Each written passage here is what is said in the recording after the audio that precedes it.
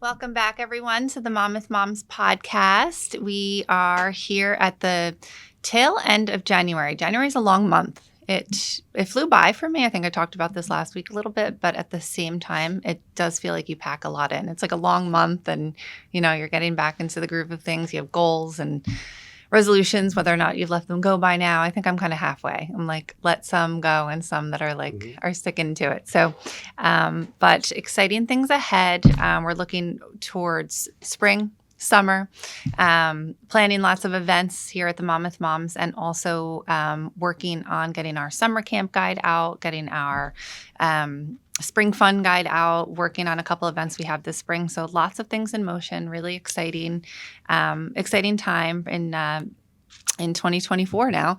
And today we have the folks here from Spark Day Camp. We have Joe Smith and Craig Doyle. Thank you so much for joining. Sure. It's our second time on the podcast. You were here last year, and I thought it was a good time, especially as moms really kind of continue to plan, I think, that much further ahead. I think we talked about this last time too. When I first started Mom with Moms, we really used to put our camp guide out in March. I think it was March, even the end of March, and it almost felt like a little, not offensive, but just it was okay, let's not slam, this down your throats. Now, parents are asking about summer camp in the fall. I think COVID kind of had something to do with that, where it shifted and moms are just like that. They just plan that much further ahead. And also camps fill up, right? Right.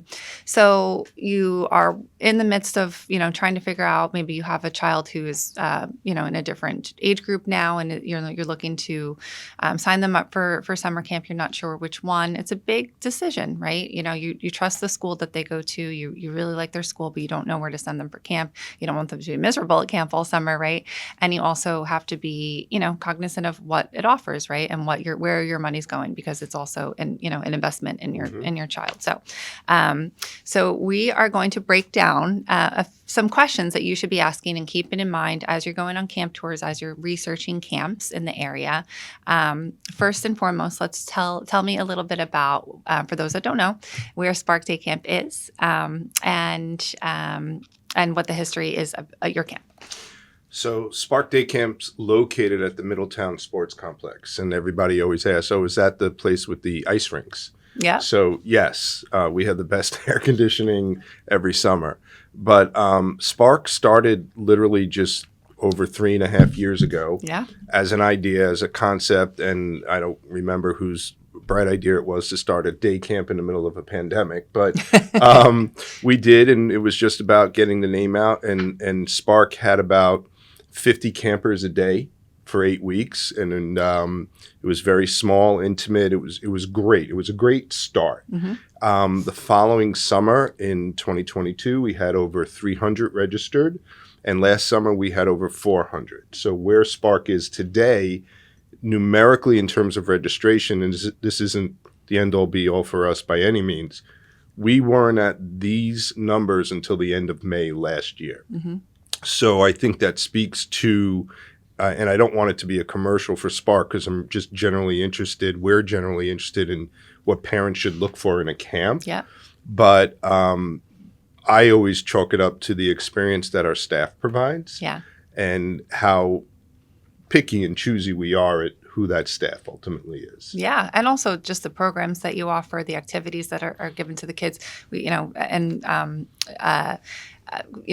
like you said, this isn't an ad for Spark Day Camp, but we were just chatting before, and I remember when Spark started, and I also, I'm aware of all the resources and the programs that are available to parents in Monmouth County. I've been doing this for a little over 6 years now, and I see the positive feedback in parent, Facebook groups, and the genuine, appreciation for the camp. And also, I will say too, Middletown Sports Complex has come a long way. It needed a lot of renovations, and I think I went maybe 4 years ago, I want to say. And I went within the past 6 months, I think, to drop off or pick up pamphlets for the event. Right. And it's gorgeous inside, and the pools are beautiful now, and it's really a great, you've done a great job. So thank you. Yeah. So what can parents, initially, what should they be looking for in terms of, experience of camp directors? Should they be asking questions about accreditations or any type of certifications? Yeah, it's a strange concept in terms of accreditation, because if you ask the layman, well, what is ACA, the American Camp Association, Mm-hmm. they're not going to know that. And as a parent, when my child was going to camp, I didn't necessarily know about that. Having grown up at a camp for underprivileged children, being ACA accredited was not number one on their list, Mm-hmm. right?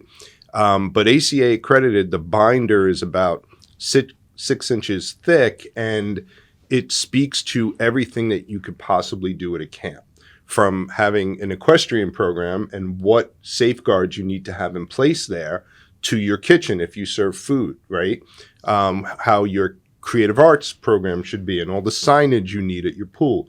So it is all about the safety of your campers and staff. So if a camp is going to ultimately join ACA Mm-hmm. and then ultimately try to get ACA accredited, which is filling out that entire binder, and they're called, I can't remember what the standards, Okay. right?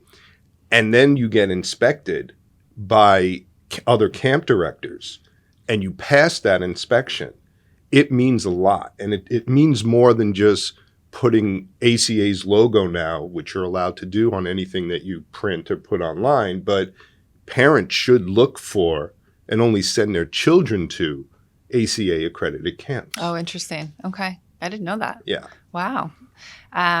So how do you recruit your staff to make sure that they, do they have to be ACA? Do you put them through the certification? How does that work? Do you want to speak to staffing? Sure. Staffing comes from local colleges. We have a high retention rate also every Okay. season since they started. We started in 2021, Mm-hmm.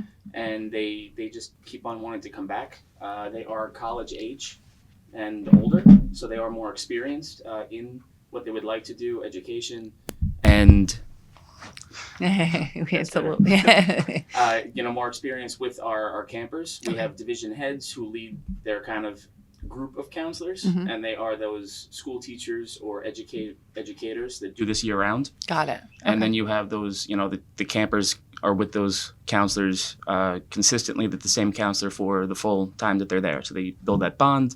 They have that, experience with them. I think that's kind of important to note that there are kids that are in high school that are responsible and very are obviously a tremendous help and love children, but also kind of that age difference between college and high school is that's what parents want to see too, just like a little bit more maturity, and just that age group I think makes a big difference when you're dropping your kids off for camp. It's interesting in that we generally do not hire anyone unless they're at least a high school senior, Mm-hmm. right? And we're looking for high school seniors that kind of have formulated the direction that they want to go in their next step, Right. right? I'm thinking of going to college. I'm thinking of going away. And yet we can be at camper fairs and be in between two other camps, and they're interviewing right then and there and hiring freshmen, sophomores, juniors. And I know when I was 14 that I should not have been responsible Totally. for other people's children. And then having grown up at camps and looking at who my counselors were way back when, it has always stuck with me that we should be looking for college-age students recently graduating and professionals in their field, right? That's what parents should hear from a camp. Right. Directors should be able to look a family in the eye and say, whatever little Craig might need or little Kate might need during the day, our staff is mature and experienced enough to provide it. Right. Interesting. Let's talk about the size of camper groups. It did come up that you've grown each year, right, which is good, but also might be something that is kind of noted for a parent, like, okay, well, you're growing, like, are you just taking any amount of campers just to fill up the camp? And I know that's not the case, but but let's talk about the size of camp groups. Obviously, that's an important question for daycares, right? When the kids are little, that you have to have a certain ratio, and you want to make sure that you're not just throwing your kids into a camp of 40, 50 kids and to one person. And what does that look like, and what should parents, what size is appropriate for groups? I think state says that we can go 1 to 10. Yeah, 2 to 20 for a 2 to group. 20? Right. Okay. We're about 1 to 4. Wow. So That's there like are- the standards for daycare in like the newborn room. I think it's 1 to 4. So that's incredible. We have about 12 campers in a group with about 3 counselors. Wow.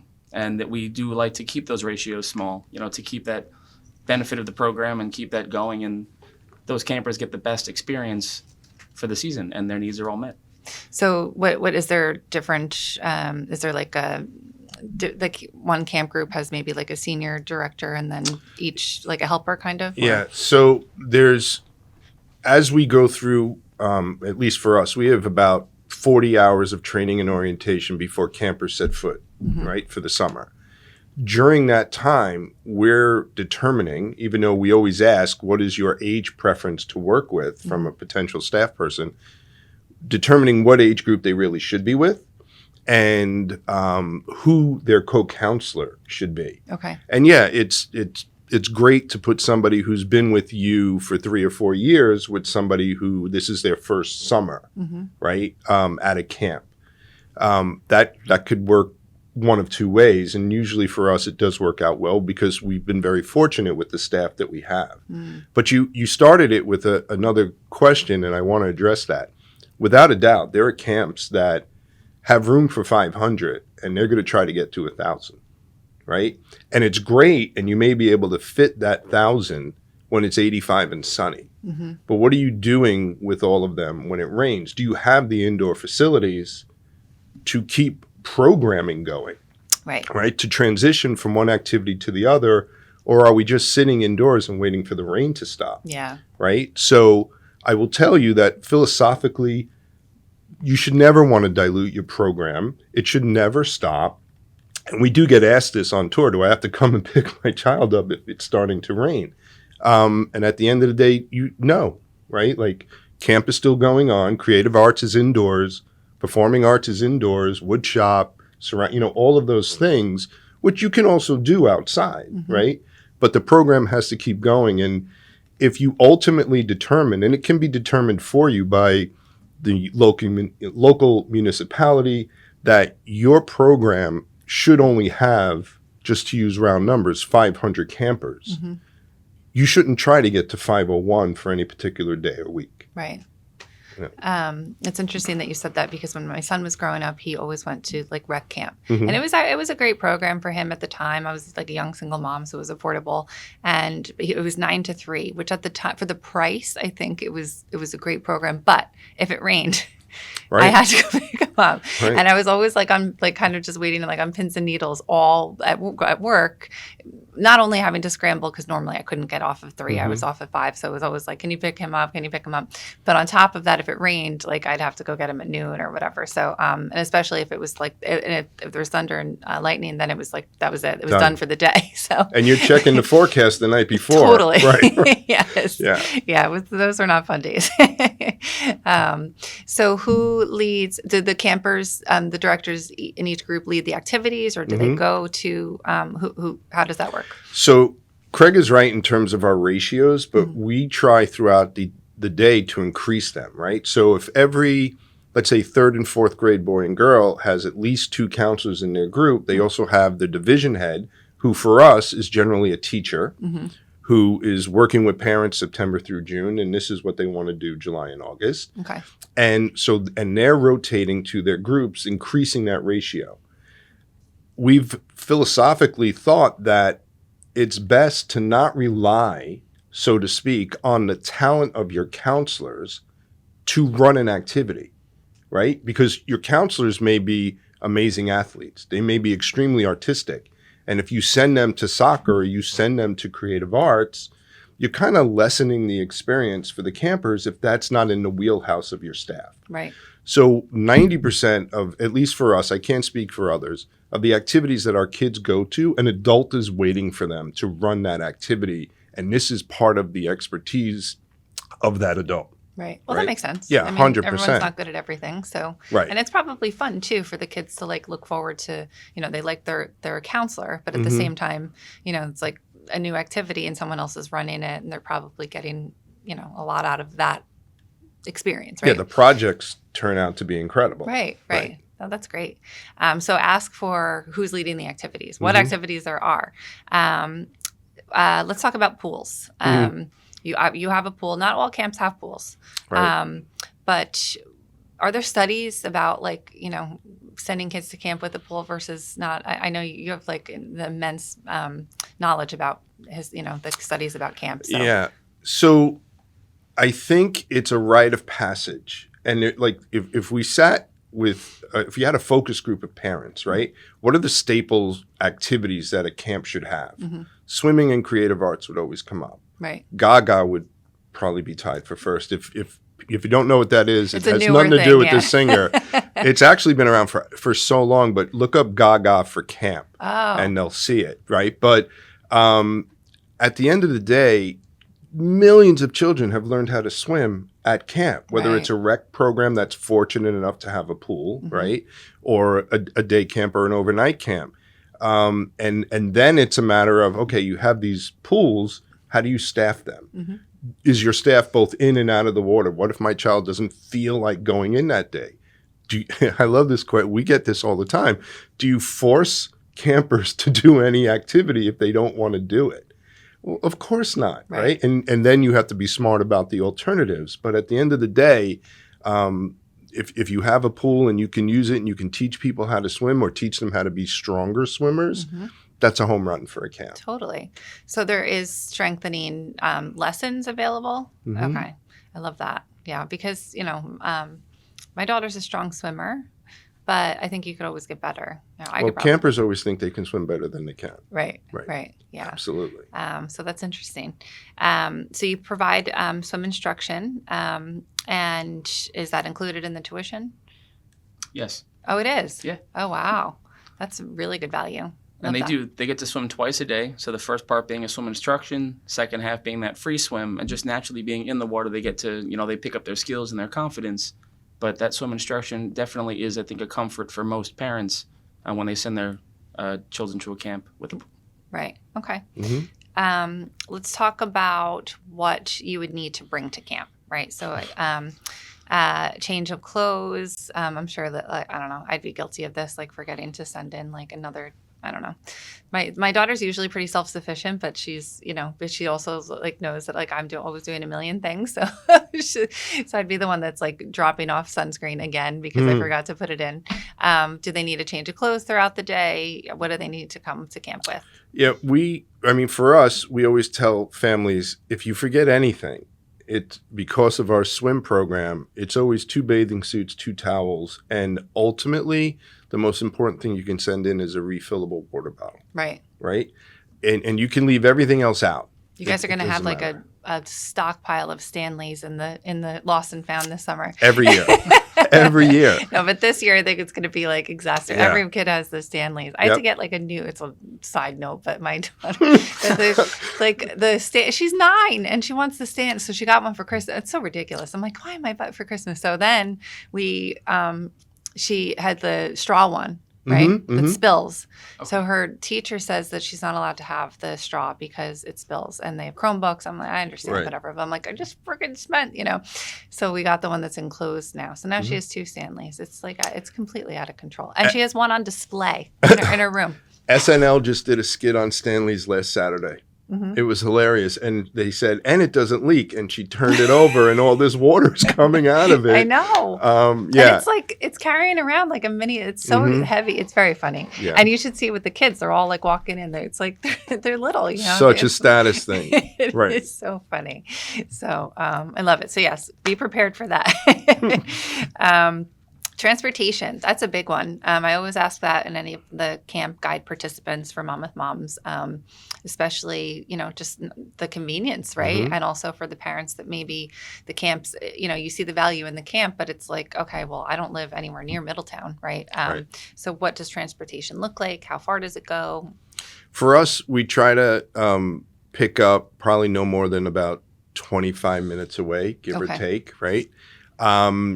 And ours, it happens to be door to door, but we know the convenience that provides for families. The other part of it is, and this is always a question that I think families should ask, who else is on the bus? Is it just the driver? Do you have a bus counselor? right? That is on the bus and hopefully starting the camp day when my child is picked up and continuing it on the way home. It doesn't just end, right? Because no matter how professional or experienced your transportation company might be and their drivers, it shouldn't be up to the driver to take care of the kids. Right. Let's get them to and from safely and have somebody else be there if you can as a camp. And then it's always, if you have transportation, is it central pickup or is it door to door? And at the end of the day, it's depending on where you are, might work better for you one way or the other. But if you're fortunate enough to be able to provide door to door, the appreciation of that and also not having to pack lunch is amazing for families. This is how we felt when my daughter was of camp age, right? If I didn't have to drive her, if she was going to get lunch and snack, it's a home run. Totally. So that was my next question, which is about food and lunch and snack. If it's provided, obviously, I'd assume that kids can bring their own if they want to. Sure. And what does that look like? Yeah. Do you want to talk about lunch? Sure. Lunch, we do provide lunch. It's so you get that main meal of the day, but there are also those options because you do have, sometimes picky eaters. Yep. And they can I have have one. their and they can have that choice at lunchtime.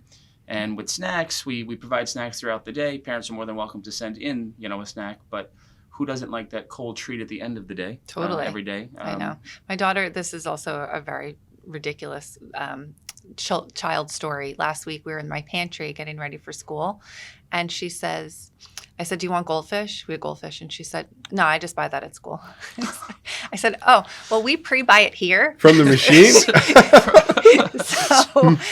So you're going to take ours and eat that there and not Right. buy it. Like she buys like the bag, because I guess it's like more fun. But you're saying she would totally do something like that. Like I'm not going to, I'll just get it at camp. Is the school nut free? Yeah. Wow. Okay. That's great. And that's another question parents should ask of camps, right? Like my child has an allergy. Is it nut free? Oh, totally. Yeah. There's no, I think forever. I don't know. She loves I try to give her peanut butter on the weekends because actually we had a allergist on the podcast a couple months ago, and you can actually develop an allergy to it because you're not around. Sure.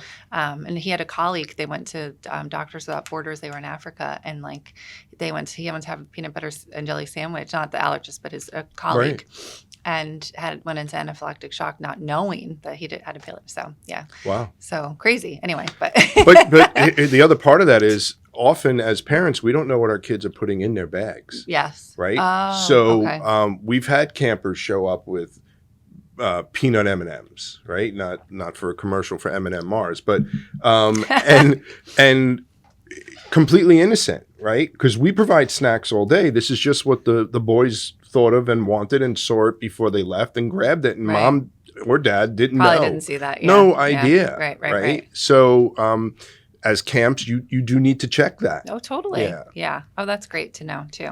I wouldn't even have thought of that. Like kids, I think schools you kind of just assume, but with the camps that probably. Well, it's the wouldn't have same been a thing as question. putting in something electronic in your bag, and often camps are free of electronics. Mm-hmm. Can I bring my any kind of electronic game? What's it called? The new one, the Switch. Right? Oh yeah, the Switch. The Switch, right? And I know I'm so out of the electronics Me game, too. but we, and a camp should tell you we prefer to connect with our eyes up. Right. And at the end of the day, nobody wants to be looking for somebody's Switch when they could be doing an activity. It's enough screen time But at home. as a mom and dad, you don't know that that's coming to camp. Right. So, Makes sense. Yeah, my son definitely would have pulled something like that. Okay, so let's talk about security. Big one. Really important. I don't think we covered this last time. No, it's a sign of the times, unfortunately. Yeah. Right. And it often is a question on a tour. Mm-hmm. Look, your camp, as much as it could be, should be the perimeter should be closed off. Right. Do they have a security officer or a team, and what does that look like? Who are they made up of? Okay. Right. We're, again, not a commercial, but we're fortunate enough that we have a retired NYPD policeman, right? That's awesome. Who is now the head security for a school district. And he's with us July and August. And all he does is kind of circulate our entire campus over and over, and gets to know our schedule to where our campers will most likely be at any point of the day. Mm-hmm. But as soon as, and we give everybody radios, as soon as the front desk says, "Hi, I have an adult walking in. They just walked past me. They're on their way to the pool," right? Where like a camp is reacting to that immediately. Mm-hmm. And it could be completely innocent. Hey, I'm here to just drop off Susie's towel, right? But they just happen to walk past the desk because they think they know where they're going. But security is not just, even if you have a security person, Mm-hmm. it's not just on that individual. Right. Like everyone has to hear that and react. Yeah. Is a security system, like in terms of like an electronic one, also necessary, you think? Today, yeah. Okay. Right. I remember I had been working at a JCC years ago, and these horrific events started happening more often. Yeah. And we suddenly had people come in to train us how to, shelter in place and which doors you should know to go to when this happens, which the intruder will not know about, right? So yeah, I mean, if you can put in a camera system and it should go anywhere and everywhere, that's a home run. And we have people, again, fortunate for us, that are looking over those cameras all the time. It's almost like being at a casino. Good.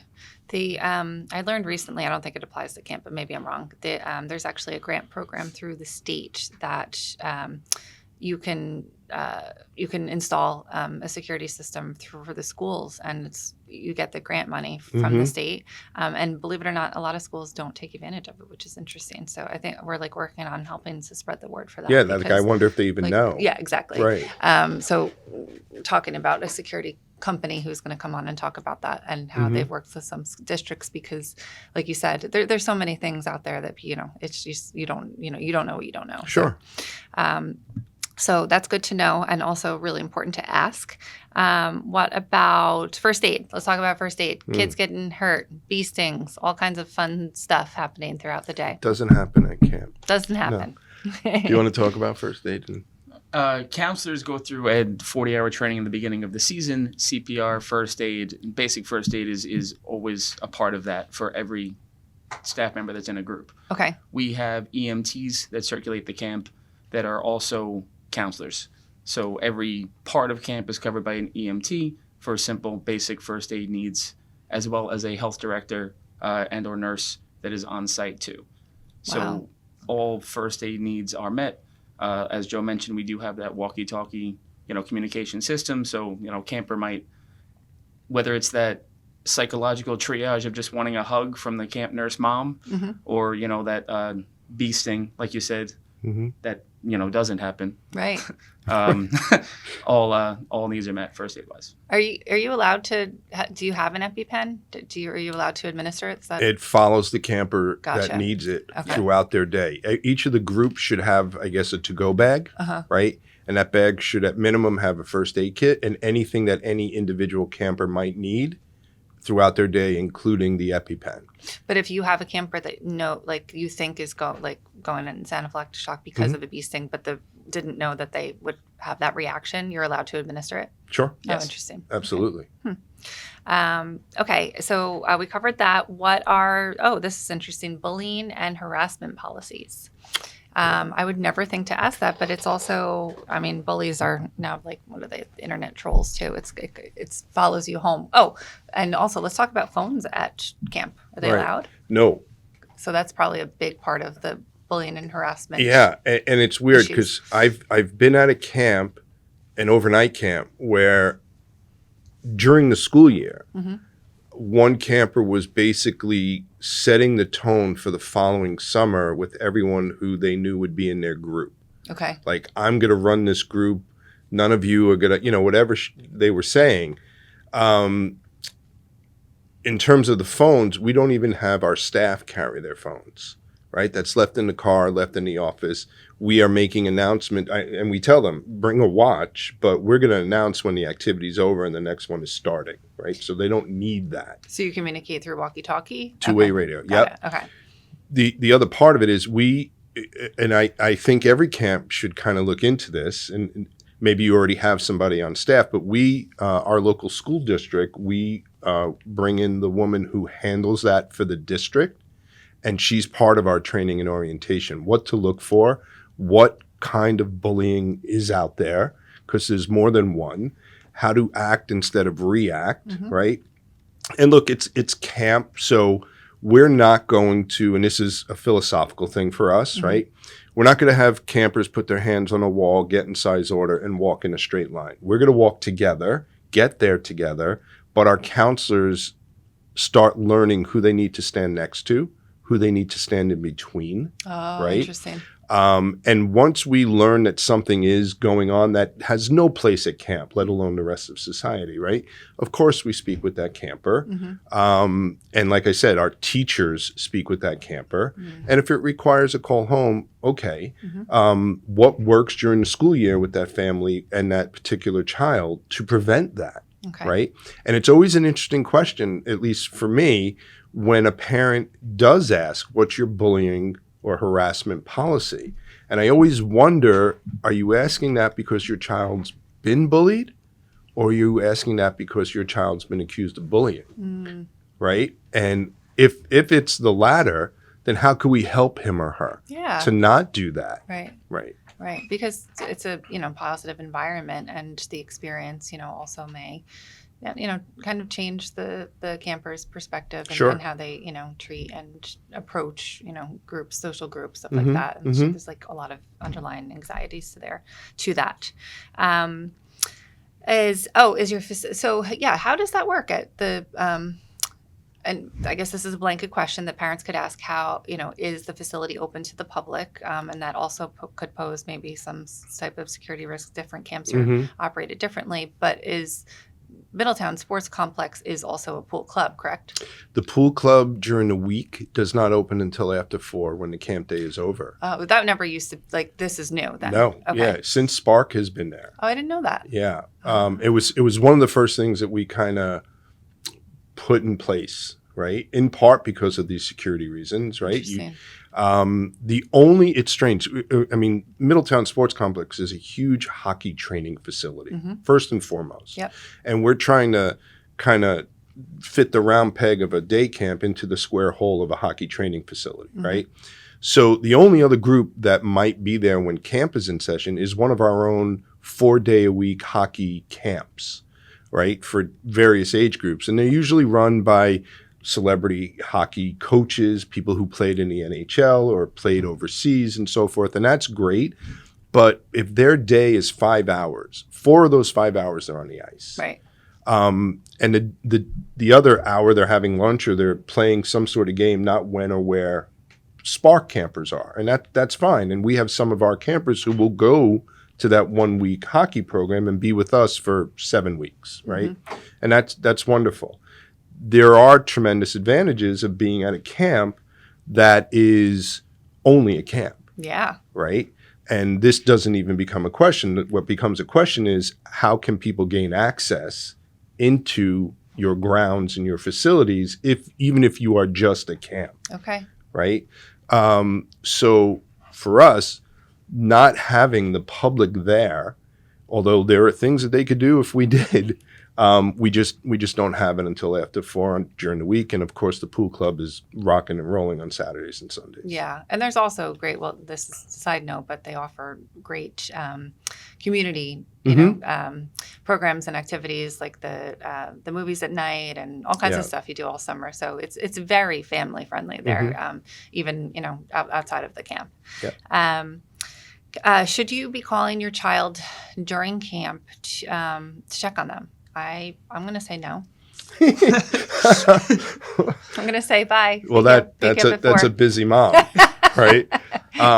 It's interesting. We always often come up with the terminology that the child is ready for prime time. Mom or dad may not be. Right. And I think a camp should be able to take those calls and get it to the right person who can call back. I mean, look, we're outside playing with your kids all day. For us, if you call the camp line and no one's in the office, it rings to our cell phones. We're going to get the call. Oh, okay. Right? And I think other camps probably have that in place at this point as well. But we also have an office manager, and our assistant director, Janice, doesn't let her out of the office because she's getting those calls and those emails. Hey, just checking in. How's Kate doing today? Yeah, so if they had been sick or, just Right. maybe Or- had gone through something. Or not, yeah, right? Just, she's new to camp. She's 4. Right, She's right. 5. And then it's always a very quick message Mm-hmm. to the division head who might be standing right next to little Kate. Right. And then she will call home, Got it. right? And that's part of our thing. It may not be part of everybody's. We touched on this last time, but I think it bears repeating. Statistics about summer camp, right? Mm-hmm. A child's experience, the benefits of going to summer camp, and also, just the different activities and programs and, resources that are available to them through camp that they, obviously that, you don't learn during the school year, right? Mm-hmm. So let's touch on that and what parents should be asking for, and also, some of the things that you offer at the camp. Do you want to hit on that? Sure. I'll choose. Rock, paper, scissors? Socialization, friendships, independence, kind of gaining all those skills, outdoor life skills, trying new things, doing different things with your friends, your groups that you are a part of, or like that little brotherhood, that little sisterhood, like those bonds that you make are extremely special. Unplugging, not having that cell phone, not being on those electronics, and just kind of spending your day being with and present is extremely beneficial of camp. Which, outside too, because kids Yeah. don't go outside anymore, more than ever. And I think that is like really important to have kids experience, because they don't go and play outside like we used to. I used to go play. We had a creek behind my house, and I literally went to go play in the creek. There weren't a ton of kids on my block, but Right. like my siblings and I played, like we were always outside. I was on my bike. If I could go, I was always asking what was the furthest street I could go to, right? And it's just not that way anymore. I think maybe depending on their development, we live like on a busier road, so like I would never let my daughter like. Did you catch a lot of frogs? No, but like I would look for them. Yeah, I wasn't yeah. like really I wasn't like tomboyish where I was always getting dirty, but I guess I was. And I mean, I don't know. I can't even picture my daughter going to play in a creek. She'd be like, "Oh my god." Yeah. It's just a different way, but I think that's like super important for kids to go outside, and also, that socialization aspect of making new friends, right? That are Right. not in your school. Mm-hmm. And like having the confidence, right, to like talk to new kids, especially in this day and age of constantly being on screens and like hiding behind social media accounts and stuff like that. That like you are putting yourself or putting the kids in in a situation where like they can be social and be comfortable in social settings, which is like a big problem also for our youth right now. Well, right? certainly post-COVID, right? Totally. But it's often a question that we get asked, can I request that my child be grouped with whomever? And camp should allow for that, right? As long as they're, for us, going into the same grade and so forth. But we tell parents all the time, if your child starts with us on a Monday, by Wednesday, they've had 15 new friends. Your birthday list is going to blow up, right? Especially if you're at a camp that has transportation, because the kids are coming from all over, Right. right? And at the end of the day, anytime you survey families at the end of the summer, why did you choose to send your child to a camp? The first answer is always to make new friends. Right. So it's a weird kind of dichotomy, because some will ask, can my camper be with their friend? And by Wednesday, that's not who they may be hanging out with. That may be who they sit on the bus with, but it's a totally different game July and August than it is September through June. Oh, that's interesting. Mm-hmm. That's great. I love that. We talked about swimming and creative arts. What are some other programs that parents should be asking if that are offered? Maybe STEM, any other activities that you offer that are important to campers? I think, and I know we did touch on this the other day, the last time we were here. Camp for me and I think for all of us, should be kind of like those first 2 years of college, right? Where you are, if you don't know your major or what you want to ultimately focus on, you get a little piece of everything, and the school hopes you choose something they have. I think that's how camp should be. Do I know people that have gone on to be cooks and chefs who started out in the culinary activity at their camp? Of course, right? People who have gone on to be teachers because of their experience at camp. At the end of the day, we're all trying to develop what we would term as more camp people, because for us, camp people look forward to giving back. So the activities, I think, need to reflect that. We always try to introduce something new each summer.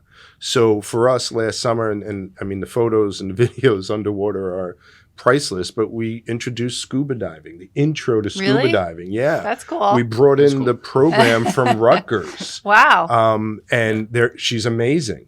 We introduced our kids to fencing, right? Love that. We That's started. like, an old school camp thing. Right? Yeah. But we went to, and I'm going to plug them, Atlantic Fencing Academy. I think they're in Tinton Falls, right? Phenomenal program. You walk in there and their back wall is just college pennants of all the places their students have gotten scholarships to. Interesting. And I think then they offer that through the Monmouth County Park System sometimes, Oh, like maybe. classes, Yep. like for not like a camp itself, Right. but like you can take or whatever. You see it sometimes. And you brought up STEAM. I mean, that's the biggest buzzword and has been over the last few years, right? For school and for camps. We partnered last year, and we're hoping to do it this year as well, with Voyagers Community School, which is now in their new space at Fort Monmouth- or Brookdale right. Community College. It's phenomenal. Yeah. Like the educational environment that they create. We've had meetings there. No child has shoes on, and they're building sustainable cities. That's not necessarily something you may find No. at a public regular school. Right. And that just enhances our program. Our kids will probably be wearing shoes when they're working with Voyagers, but the science, tech, engineering, art, and math that they're doing with our kids is phenomenal. I love walking in there and messing up on purpose so a camper can correct me. Oh, wow. Right. It's awesome. That's so cool. What's a typical camp day schedule? Well, you are the program director. Campers will swim twice. They will, lunch in the middle, but we rotate about 50-minute periods, and they do get to experience all activities of camp, whether it be woodshop, they try archery for the first time, or, they're going to utilize our gym set, dance, performing arts, and They can take ice skating lessons ice too, skating right? is pretty. Yeah. That's the best part, the most fun part. Yeah. Not cool for me. part for me. Oh, I see what you did there. See? We also talked about this last time. I said not for me because Oh Right. no! Joe said I need to get lessons. It never happened. I never went. Yeah. Why don't you come on over? I got to do it. I got to just be. And my daughter now also same thing. She won't. She fell a couple times and then but I need to make the time to get over the fear. We both need to go. We're gonna come. Yeah. Ultimately, the biggest question is what separates your camp from any others that I might call or go to. Yes. Right. And that's, it could be a million different things, right? Sometimes it could just be that you have better food, right? But, and we've had people make decisions about that. But the low hanging fruit for us is, we have 2 full-size ice rinks and your child will skate twice a week. Right. Great. But we're not a hockey camp. We're not a skating camp. We're a traditional day camp that has some bells and whistles that are less traditional. The fact that your child will learn how to skate, which is different than learning how to swim, and we get that. But we look at skating the way we look at scheduling them for archery or creative arts or performing arts. For us, I really think it's the staffing. And because of the hockey program that and now I'm going to sell Spark a little bit, but because of the hockey program that we have, our players are recruited from all over the world. They're from every state. They're from Canada, Mexico, Russia, Ukraine, the whole deal. And they actually won the national championship 2 years ago. So, and it's unheard of for a team from this region to do that. But that said, we have to house those players. And we actually own 2 bed and breakfasts down in Ocean Grove. Oh. And that's where the hockey players stay. And then when their season is over, they move out. it enables us as a camp to bring in international staff. So we generally have between 24 and 30, mainly from the UK, internationals. So when that camper goes home and says, hello, mom, hello, dad, and mom and dad are wondering where that came from, that's where that came from. Oh, wow. It makes the world a bit smaller, right? The experience for our campers is priceless. The experience for our American staff, invaluable. Because these guys, because of the sense of belonging that camp creates that you started touching on, Craig, they're going to invite each other to each other's weddings. Right. Right. And that's what camp is about. And you can speak to that too. Didn't you say that your lifelong friends are from camp? From camp. Right. The people I talk to, the friends I talk to, well, less, it used to be every day, but Now you're busy running a camp. right, are from camp, Right. not from college. They're the people that I went to camp with. Right. Who know things about me that I would never want to have get out. So where can everyone find Spark Day Camp?